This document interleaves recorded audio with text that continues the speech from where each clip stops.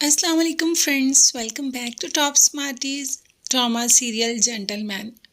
तो जैसा हमें हकीकत में हमारी पुलिस के बारे में पता है, ड्रामे में भी हमें बिल्कुल वैसे ही दिखाई गई। यही कि मजबूत से पैसे ले लो और कमज़ोर को पकड़ लो। यहाँ पर फारिस ने भी तो यही किया।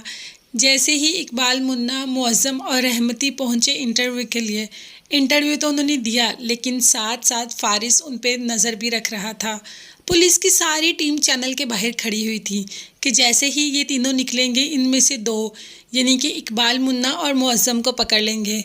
रहमती को तो पकड़ नहीं सकते क्योंकि उसने इतना पैसा जो दे दिया पहले ही पुलिस को। और यहाँ पर जरनाब इस बहस में लगी हुई है इनके साथ कि आखिर हम मुल्क में अमन और सुकून कैसे ला सकते हैं। भले उसे कैसे पता या उसे क्या पता होगा कि फारिस ही तो है इसके पीछे। फारिस जैसे लोग या ऐसे पुलिस वाले ही तो हमारे मुल्क को सुकून से रहने नहीं देते।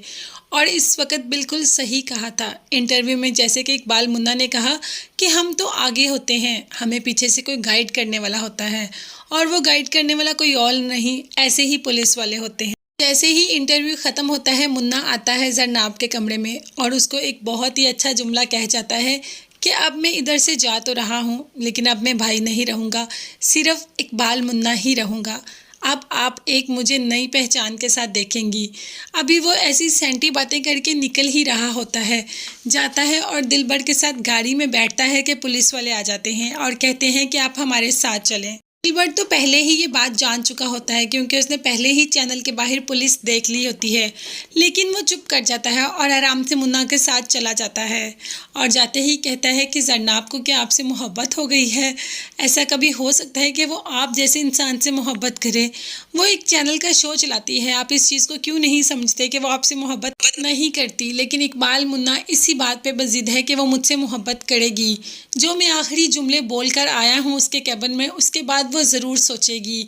वो अकेली बैठेगी और ज़रूर सोचेगी कि इकबाल मुन्ना ऐसा क्या कह गया। उसकी रूह कांप जाएगी जब वो जुमले सुनेगी। जब दिलबर ने पूछा, अच्छा क्या कह के आए हो आप उनको? तो आगे से कहा इकबाल मुन्ना ने कि मैं कह के आया हूँ कि अब मैं यहाँ से जा तो रहा हूँ, लेकिन आज से सारे ऐसे काम ख़त्म। अब मैं सिर्फ़ और सिर्फ इकबाल मुन्ना रह गया हूँ, भाई नहीं। यहाँ पर फारिस जैसे ही कॉल करता है जरनाब को, तो जरनाब पूछती है कि आपने मेरे अकाउंट में 1 लाख रुपया सबमिट करवाया, क्यों? जिस पर फारिस कहता है, गौर से देखो वो 1 लाख नहीं 1 करोड़ है।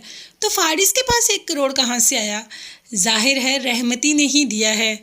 और फारिस भी बिकाऊ माल निकला, बिल्कुल वैसी ही जैसी हमारी पाकिस्तान की पुलिस होती है।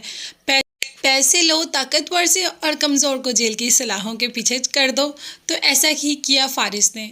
और जब पूछा यहाँ से जरनाब ने कि आपके पास इतने पैसे कहाँ से आए, तो कह दिया कि गांव की ज़मीन बेची है। हालांकि वो पैसा रहमती ने दिया है, लेकिन जरनाब को कुछ नहीं बताया। ये भी नहीं बताया कि उसने इकबाल मुन्ना को और मुअज़्ज़म को पकड़ा। वो तो जरनाब ने ही कहा कि आपने इकबाल मुन्ना को पकड़ा, तो फारिस ने कह दिया हाँ। तो जरनाब ने कहा भी कि वो ऐसा इंसान नहीं है, वो अच्छा इंसान है, वो इन लोगों के झंझटों में नहीं पड़ता, वो हक की बात करता है। लेकिन यहाँ पर फारिस कोई बात सुनने को तैयार नहीं। अभी तक तो फारिस कोई बात नहीं सुन रहा, लेकिन जैसे ही मुन्ना सख्त तकलीफ़ में पहुँचेगा या उसकी सज़ा कटन हो जाएगी, तो निकलेगी जरनाब बाहर और ज़रूर बचाएगी इकबाल मुन्ना को। अपने शो पर भी उसका जिक्र करेगी, ऑडियंस को इकबाल मुन्ना के साथ करेगी। ऐसे फारिस जिसने कि पैसा लिया है एक दफ़ा सबके सामने आ जाएगा और जरनाब बचा लेगी इकबाल मुन्ना को। जाहिर है मुन्ना अच्छा इंसान है, बुरा नहीं। बुरे तो फारिस जैसे इंसान होते हैं जो अच्छाई के भेस में बुराई को लेकर चलते हैं। तो आप लोग मुझे कमेंट्स में बताइएगा कि आपको ये ड्रामा कैसा लग रहा है। इसके साथ साथ मेरे चैनल को ज़रूर सब्सक्राइब कीजिएगा, साथ ही बेल आइकन का नोटिफिकेशन है उसको ज़रूर प्रेस कर दें ताकि मेरी हर नई आने वाली वीडियो आप तक बआसानी पहुँच सके। इसके साथ साथ अपना बहुत ज़्यादा ख्याल रखिएगा और मुझे भी दुआ में याद रखिएगा। नेक्स्ट वीडियोज़ तक के लिए अल्लाह हाफिज़, बाय बाय, टेक केयर।